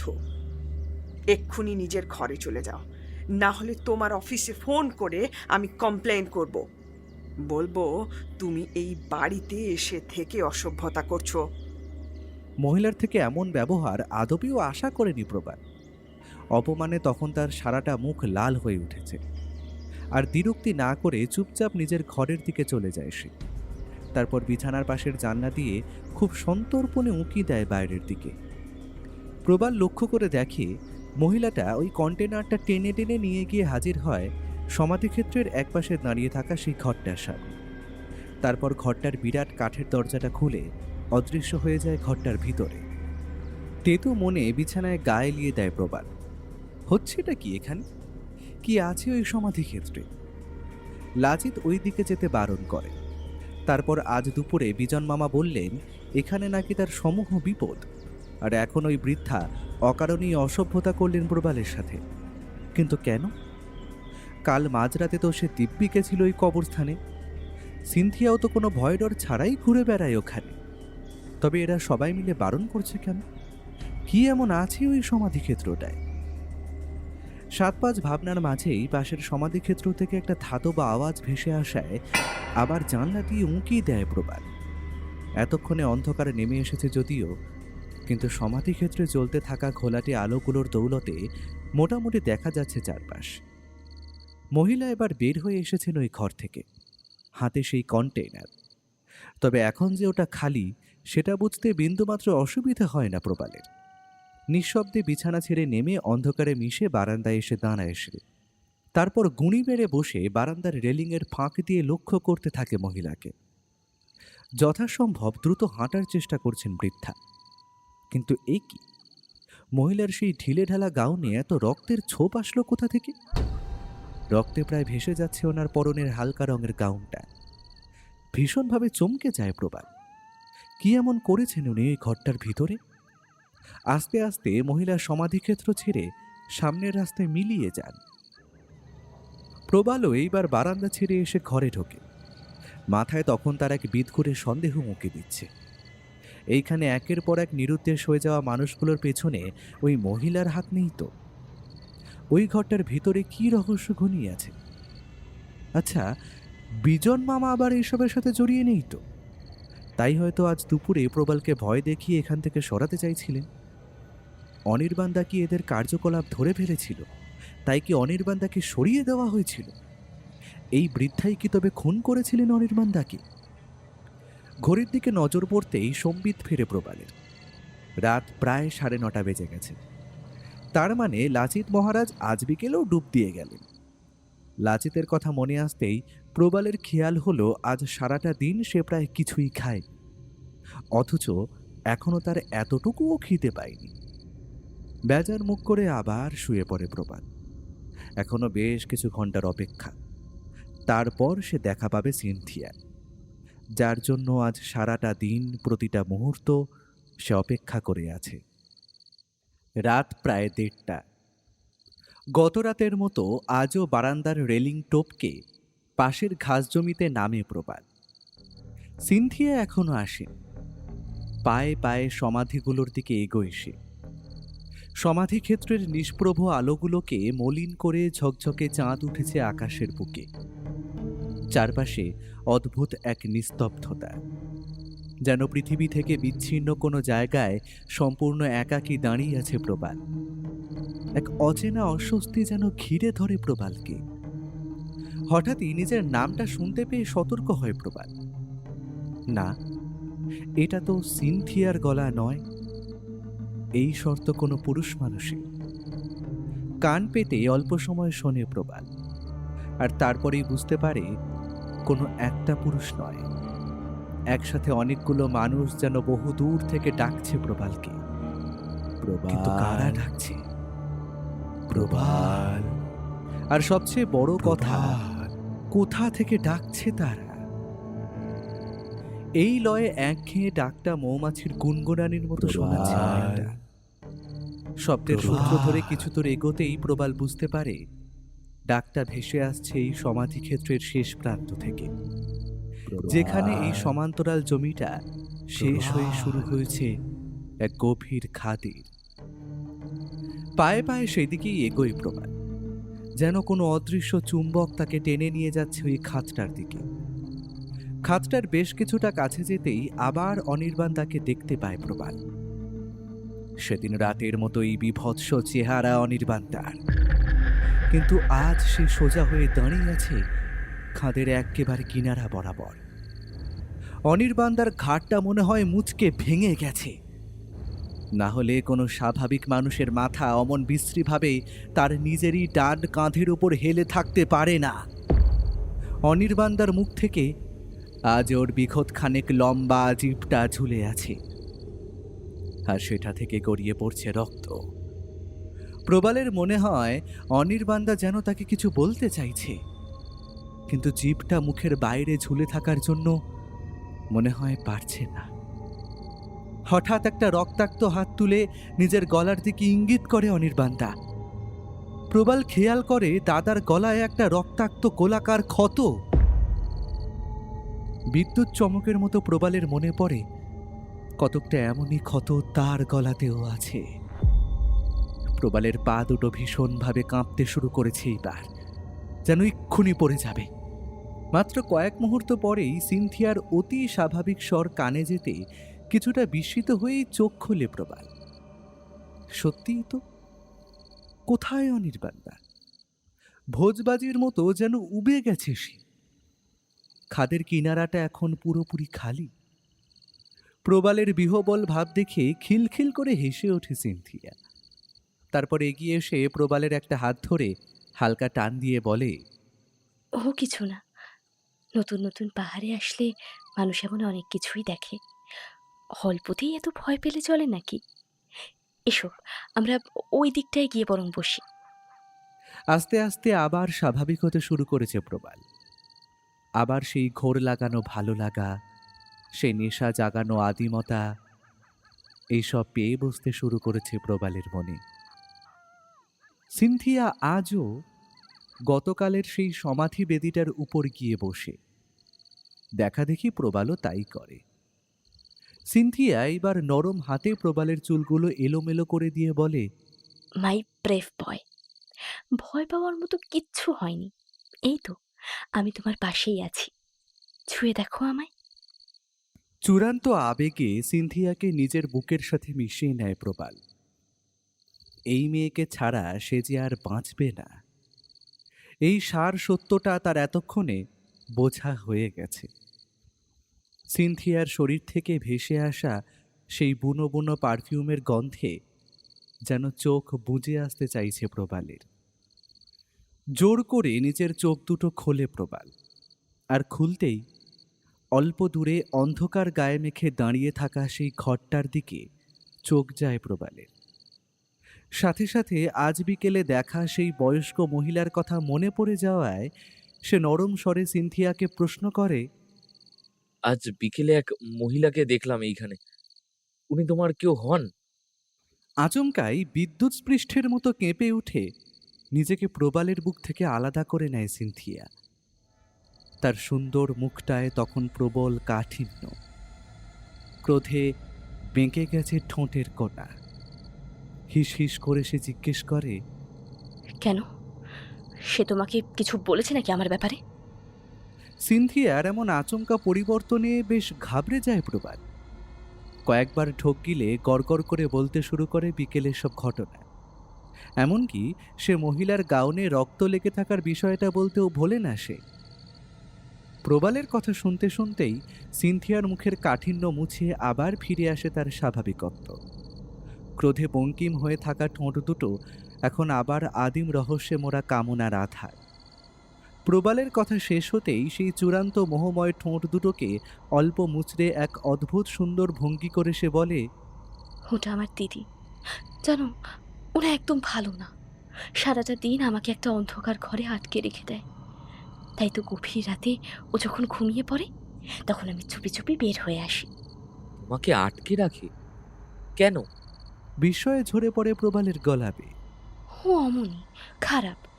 আসলে আমি সুন্দর তো, তাই হিংসে করে আমাকে। কিন্তু উনি ওই ঘরে ঢুকে কি করছিলেন? আর ওনার গাউনে অত রক্তই বা আসলো কোত্থেকে? প্রবালের গলা থেকে তখনও বিস্ময় কাটেনি পুরোপুরিভাবে। সিনথিয়া এবার নিজের গলাটা আরও নামিয়ে প্রায় ফিসফিস করে বলে, আমার দিদি একটা উইচ। ওই ঘরে ঢুকেও ব্ল্যাক ম্যাজিক করে। জানো তো, আমার দিদি রক্ত খায়। এখানে যতগুলো লোক মারা গেছে তাদেরকে মেরেছে আমার ওই দিদি। তুমি আর ওর সাথে কথা বলো না। ওকে দেখতে পেলেই এড়িয়ে যাবে, ঠিক আছে? কথা শেষ করে উদাসভাবে আকাশের দিকে তাকায় সিনথিয়া। উইচ মানে ডাইনি। সিনথিয়ার দিদি ডাইনি। উনি খুন করেছেন এই এতগুলো মানুষকে। তবে কি মানুষগুলোর লাশ ওই ঘরটার ভিতরে লুকানো আছে? চিন্তায় বিভোর হয়েছিল প্রবাল। সম্বিত ফেরে সিনথিয়ার স্পর্শে। কখন যেন সিনথিয়ার একটা আঙুল খেলা করতে শুরু করেছে প্রবালের মুখে। নরম আঙুলটা এঁকে বেঁকে ছুঁয়ে যাচ্ছে প্রবালের কপাল, চোখ, কান, ঠোঁট। গভীর আবেগে চোখ আবারও বন্ধ হয়ে আসে প্রবালের। সিনথিয়ার আঙুলটা এখন প্রবালের কান ঘেঁষে নামতে শুরু করেছে গলার দিকে। হঠাৎই প্রবালের গলার পাশের ক্ষতটার কাছে গিয়ে থেমে যায় তার হাত। তারপর আলতো করে সেখানে আঙুলের ডগাটা ছুঁইয়ে গাঢ় গলায় সিনথিয়া বলে, ও মাই পুয়ার বয়, খুব ব্যথা হয়েছে তাই না? এরপর প্রবাল কিছু বুঝে ওঠার আগেই চরম আবেগে প্রবালকে নিজের সাথে জড়িয়ে নিয়ে তার ক্ষতস্থানে নিজের ঠোঁট দুটো রাখে সিনথিয়া। এক ঝলক বিদ্যুৎ খেলে যায় প্রবালের শিরা উপশিরাবে। মনে হতে থাকে যেন তপ্ত গলিত লাভা তার সেই ক্ষতস্থান বেয়ে আস্তে আস্তে ছড়িয়ে পড়ছে তার গোটা শরীরে। মাথাটা ঝিমঝিম করে ওঠে। সারা শরীরে তীব্র জ্বলুনির সাথে এক অপার সুখের ঢেউ যেন তীর তীর করে বয়ে চলেছে প্রবালের সারাটা দেহ জুড়ে। সিনথিয়ার নরম শরীর এখন প্রায় মিশে গেছে প্রবালের বুকে। প্রবল আবেগ আর সেই তীব্র বিজাতীয় বুনো গন্ধে শ্বাস বন্ধ হয়ে আসতে চাইছে তার। তবুও নিজেকে সিনথিয়ার বাহু ডোর থেকে আলাদা করতে ইচ্ছে করে না প্রবালের। কিন্তু হঠাৎই যেন ছন্দপতন ঘটে। কোথা থেকে যেন দু চার ফোঁটা জল এসে পড়ে তাদের শরীরে। আর সাথে সাথেই ভীষণভাবে কেঁপে ওঠে সিনথিয়া। আচমকাই এক বিরাট ধাক্কা দিয়ে প্রবলকে নিজের থেকে দূরে ছিটকে ফেলে প্রবল আর্তনাদ করে ওঠে মেয়েটা। ঘটনার আকস্মিকতা কাটিয়ে নিজের বন্ধ হয়ে আসা চোখ খুলে সিনথিয়ার দিকে তাকাতেই এইবার স্তব্ধ হয়ে যায় প্রবাল। এ কোন সিনথিয়াকে দেখছে সে? মুহূর্তখানেক আগে দেখা মেয়েটার সাথে এই সিনথিয়ার কিন্তু বিন্দুমাত্র মিল নেই। ভূপতিত প্রবালের থেকে মাত্র কিছু দূরেই এখন দাঁড়িয়ে এক ভয়ানক নারী মূর্তি, যা কোনোভাবেই সিনথিয়া হতে পারে না। এর মধ্যে কোনো সৌন্দর্য নেই, নেই কোনো সরলতা। বিভৎস সেই নারী মূর্তির ঠোঁট ঠেলে বের হয়ে এসেছে তীক্ষ্ণ দুটো রক্তাক্ত সদন্ত। চিবুক থেকে গড়িয়ে নামছে রক্তের ধারা। সবচেয়ে ভয়ানক আকার ধারণ করেছে সিনথিয়ার চোখ দুটো। মনেহীন দুটো সাদাটে চোখ দিয়ে যেন ঝরে পড়ছে তীব্র ঘৃণা। আর সহ্য করতে পারে না প্রবাল। চেতনা লোপ পেতে চলেছে তার। পুরোপুরিভাবে জ্ঞান হারানোর আগে এসে বুঝতে পারে তার গলার সেই ক্ষত স্থান বেয়ে হুড় করে কি যেন একটা তপ্ত তরল গড়িয়ে এসে আস্তে আস্তে ভিজিয়ে দিচ্ছে তার জামাটা।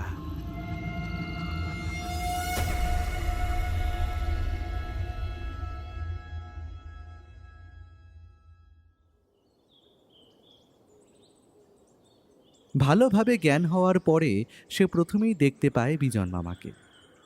আপাতত একটা অচেনা ঘরে শুয়ে আছে প্রবাল, আর মামা গম্ভীর মুখে বসে আছেন তার পায়ের কাছে। পাশে দাঁড়িয়ে সেই বৃদ্ধা মহিলা।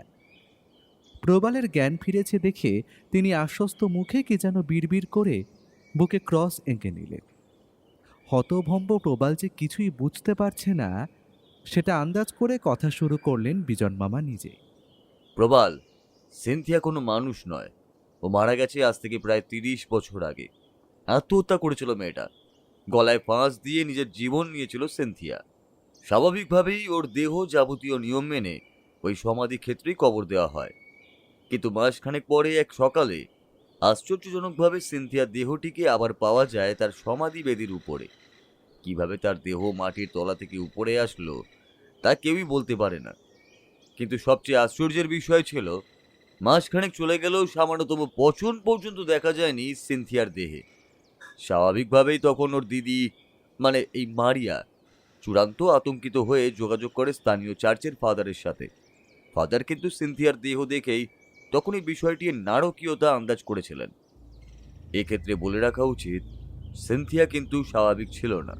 ছোট থেকে দেখতে সে যতটা সুন্দর ছিল, ভিতর থেকে ছিল ততটাই নিষ্ঠুর। রক্তের প্রতি তার ছিল এক অদম্য নেশা। নেহাতি শিশু বয়সে সে খেলার চলে পোষ্য কুকুর বিড়ালের হাত পা লেজ কেটে ফেলত। তারপর সেই রক্ত নিয়ে খেলা করত নিজের মনে। বড় হওয়ার সাথে সাথে তার নিষ্ঠুরতা বাড়তে থাকে। বাড়ির লোকজন দিবারাত্রি তটস্থ হয়ে থাকতো সিনথিয়াকে নিয়ে। সারাটা সময় চোখে চোখে রাখা হতো মেয়েটাকে। কিন্তু এর পরেও একদিন হয়ে যায় এক চূড়ান্ত সর্বনাশ। রক্তলোলুপ সিনথিয়া খুন করে তাদের বাড়ির এক চাকরকে। সেদিন প্রথম মেয়েটাকে রক্তপান করতে দেখে তার বাড়ির লোকজন। হয়তো এর আগেও সে এই কাজ করেছে, পশু পাখি মেরে তাদের রক্তও খেয়েছে সবার অলক্ষ্যে, কিন্তু মানুষ খুন সেই প্রথম করে। এরপর থেকেই তার অস্বাভাবিকতা চরম পর্যায়ে গিয়ে পৌঁছায়। রক্তের জন্য মরিয়া হয়ে ওঠে মেয়েটা। অগত্যা বাড়ির লোকেরা বাধ্য হয়ে তাকে আটকে রাখা শুরু করে। তার বন্য চাহিদা মেটানোর জন্য বিভিন্ন জন্তুর রক্ত এনে দেওয়া শুরু হয়। কিন্তু সিনথিয়ার লোভ ছিল মানুষের রক্তের উপর। এরপর আসে সেই ভয়াবহ রাত। কিভাবে যেন ছাড়া পেয়ে সিনথিয়া খুন করে নিজের বাবাকে। সে রাতে যে আসলে কি হয়েছিল তা সঠিকভাবে কেউই জানে না। পরের দিন নিজের শয়নকক্ষে পাওয়া গেছিল সিনথিয়ার বাবার রক্তশূন্য দেহটা। আর সেই ঘরের সিলিং থেকেই ঝুলন্ত অবস্থায় পাওয়া গিয়েছিল সিনথিয়াকে। তার মুখে তখনও লেগেছিল শুকিয়ে যাওয়া রক্তের ছাপ।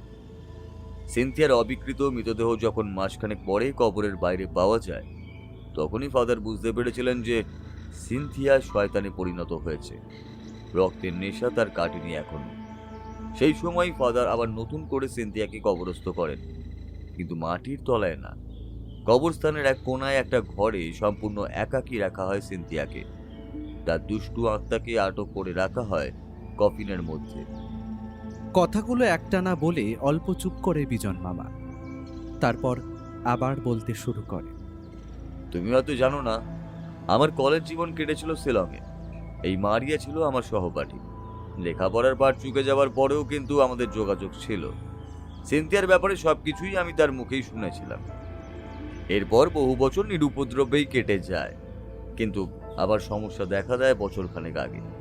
অজানা কারণেই আবার ঘুম ভাঙে সিনথিয়ার। প্রবল হয় তার রক্ত তৃষ্ণা, শুরু হয় মৃত্যুলীলা। প্রথমটায় অবশ্য মারিয়া কিছু বুঝতে পারেনি, কিন্তু মৃত্যুগুলো সব পূর্ণিমা রাতে হচ্ছে। এটা বুঝতে পারার পরই তার মনে সন্দেহ দেখা দেয়, কারণ জীবিত অবস্থায় তার রক্ত তৃষ্ণা চূড়ান্ত পর্যায়ে পৌঁছতো এই পূর্ণিমা রাতগুলোতেই। এমনকি আগের খুন দুটোও সে পূর্ণিমা রাতেই করেছিল। আতঙ্কিত মারিয়া তৎক্ষণাৎ খবর পাঠায় আমাকে, কিন্তু আমারও একটু দেরি হয়ে যায় বিষয়টাকে পুরোপুরিভাবে বুঝতে। তাই হয়তো আমি বাঁচাতে পারিনি তোমার আগের কলিগকে। অসহায় নির্দোষ ছেলেটার লাশ আমরা নিজে হাতে ওই খাদে ফেলেছি ওই গত পূর্ণিমা রাতে, কারণ সেটা না করলে সব দোষ এসে পড়তো এই অসহায় মারিয়ার উপর। কারণ পুলিশ অলৌকিক কথা মানে না। আর এই পূর্ণিমায় সিনথিয়ার নিশানা ছিল তুমি। আমরা আর একটু দেরি করলে সর্বনাশ হয়ে যেত। যেদিন থেকে তুমি এখানে এসেছো সেই রাত থেকেই সিনথিয়া তোমার রক্তপান শুরু করেছিল। মনে করলে বুঝতে পারবে সেই রাত থেকেই তোমার গলার ওই ক্ষতটা দেখা দিয়েছিল। বিজন মামার কথা শুনে অগোচরেই নিজের হাতটা গলায় ছোঁয়ায় প্রবাল। এখন সেখানে একটা বিশাল ব্যান্ডেজ, হয়তো এনারাই করে দিয়েছে। এইবার প্রবালের পাশ থেকে উঠে দাঁড়ান বিজন মামা। তারপর এক ঝলক হাতঘড়ির দিকে তাকিয়ে দেখে মারিয়াকে উদ্দেশ্য করে বলেন, সময় হয়ে গেছে মারিয়া, এখন যেতে হবে আমাদের। আজই একমাত্র সুযোগ, কারণ পূর্ণিমার পরের দিন সিনথিয়ার শক্তি সবচেয়ে দুর্বল থাকে। ওকে তাই আজই মুক্তি দিতে হবে আমাদের। জানি না পারবো কি না, তবু চেষ্টা যে করতেই হবে। তুমি রেস্ট করো প্রবাল, আর আগামীকালই ফিরে যেও কলকাতাতে। আর আপনি? প্রশ্ন করে প্রবাল। জবাবে অল্প হাসেন বিজন মামা, তারপর বলেন, দেখা যাক, বাঁচা মরা যে এখন সব ঈশ্বরের হাতে। কথা শেষ করে দরজার দিকে এগোন বিজন মামা। পিছন থেকে প্রবাল জেদি গলায় বলে ওঠে, আমিও যাব আপনাদের সাথে। আপনারা আমার প্রাণ বাঁচিয়েছেন, এখন আমি কেমন করে আপনাদের এই বিপদের মুখে ছেড়ে দেব? হয়তো আমার কোনো ক্ষমতাই নেই, কিন্তু যদি মৃত্যু আসে তবে সবারই আসুক। আজকের দিনটা বেশ মেঘলা। বেলা প্রায় 10টা বাজে, কিন্তু চারপাশ দেখে মনে হচ্ছে এক্ষুনি সন্ধে নামবে। ঝিরিঝিরি বৃষ্টিও চলছে নাগারে। প্রবালরা তিনজন এসে দাঁড়ায় সমাধিক্ষেত্রের কোণার দিকের ঘরটার ভিতরে। বিরাট একটা হলঘর, বেবাক খালি। কেবল ঘরের মাঝ বরাবর রাখা একটা কফি। এই ঘরের ভিতর আলোর ব্যবস্থা নেই।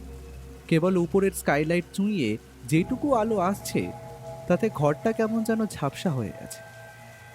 বিজন মামার পিছু পিছু কফিনটার সামনে গিয়ে দাঁড়ায় ওরা।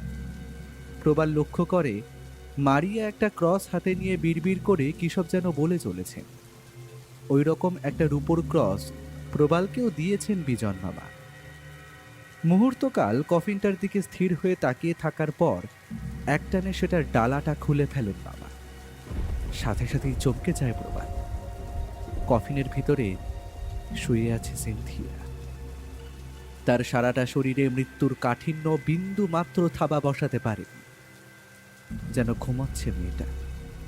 কেবল তার পেলব ঠোঁটের চারপাশে শুকিয়ে যাওয়া রক্তের দাগ, প্রবালের রক্তের দাগ। গাটা শিরশির করে ওঠে প্রবালের। আচমকা বিজন মামা যেটা করলেন সেটা বিন্দুমাত্র আন্দাজ করতে পারেনি প্রবাল। একটা চকচকের উপর ছোড়া চোখের নিমেষে বিঁধিয়ে দিলেন সিনথিয়ার বুকের বাঁ দিক লক্ষ্য করে।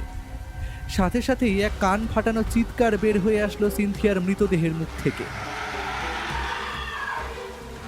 বিস্মিত প্রবাল দেখে হাঁ হয়ে গেছে সিনথিয়ার মুখটা, আর তার এক রাশ ঝকঝকে দাঁতের ফাঁকে উকে দিচ্ছে তীক্ষ্ণ দুটো সদন্ত।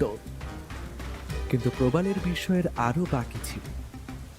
সে দেখতে পায় সিনথিয়ার বুকের বাঁ দিকে যেখানে ছোড়াটা বিঁধে আছে সেখান থেকে ভলকে ভলকে রক্তের সাথে বের হয়ে আসছে অসংখ্য কীট। কিলবিল করে সেগুলো ছড়িয়ে যাচ্ছে কফিনের ভিতর। বিস্ময়ে বিমূঢ় প্রবাল শুনতে পায় পাশে দাঁড়ানো মারিয়া চাপা গলায় বারবার বলে চলেছেন, ভ্যাম্পায়ার হার্ট, ভ্যাম্পায়ার হার্ট। এরপর আর বিশেষ কিছুই হয়। সেই রাতে বৃষ্টি কমার পর কফিন সমেত সিনথিয়ার লাশটা পুড়িয়ে দিয়েছিলেন বিজন বাবা। পোড়ানোর সময় আচমকাই কান ফাটানো শব্দ করে একটা বাজ পড়েছিল অল্প দূরের একটা পাহাড়।